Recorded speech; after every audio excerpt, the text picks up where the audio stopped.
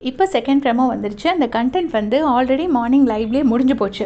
திவ்யா என்ன சொல்கிறாங்கன்னா, ஓவர் வாய் வினோத் அண்ணா நேற்று வந்துட்டு வாட்டர் மிலனை பார்த்துட்டு, யோ இப்போவே உனக்கு 40 வயசு ஆயிடுச்சு, இனிமேல் நீ எப்படி கல்யாணம் பண்ணி எப்படி குழந்தை பெற்றுக்க போகிற அப்படிலாம் சொல்கிறாரு அப்படின்னு சொல்லிட்டு திவ்யா வந்துட்டு சபரி, அரோரா, விக்ரம் எல்லாரும் இருக்கிற ரூமில் சொல்கிறாங்க.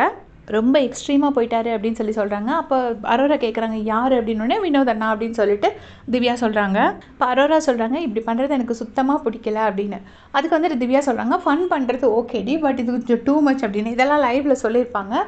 அதுக்கு வந்துட்டு சபரி சொல்கிறாரு அவரோட இதுலேயே இல்லை, அவரோட கண்ட்ரோல்லையே லூஸ் பண்ணிட்டாரு அப்படின்னு சொல்லிட்டு சபரி வந்து வினோத் அண்ணா பற்றி பேசுகிறாங்க. இவர் ஏதோ இந்த வீட்டு ஓனர் மாதிரி பேசிகிட்ருக்காரு அப்படின்னு சொல்லிட்டு அரோரா சொல்கிறாங்க. அதுக்கு திவ்யா சொல்கிறாங்க பெட்டியை தூக்கு கிளம்பு அப்படின்னு சொன்னார் அப்படின்னு சொல்லிட்டு இருக்காங்க. இதை தான் வாட்டர் மிலனும் காலையில் சொல்லியிருப்பாரு. என்னோட பெட்டி தூக்கி போடுறாரு, என் பெட்டை தூக்கி போடுறாரு, என்னை இங்கே படுக்கக்கூடாதுன்னு சொல்கிறாருன்னு சொல்லியிருப்பாங்க. அதை பற்றி இவங்க பேசுகிறாங்க.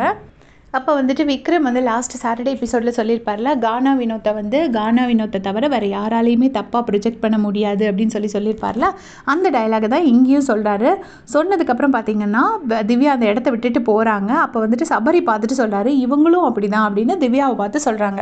அதாவது திவ்யா கிளம்பிட்டாங்க. கிளம்புனதுக்கப்புறமா சபரி எப்படி சொல்கிறாரு, சொன்னோடனே இங்கே வந்துட்டு விக்ரம் சொல்கிறாரு ஆமாம் ஃபேக்ட் அப்படின்னு. பட் லைவில் பார்த்தீங்கன்னா அந்த சீனை காமிக்கலை.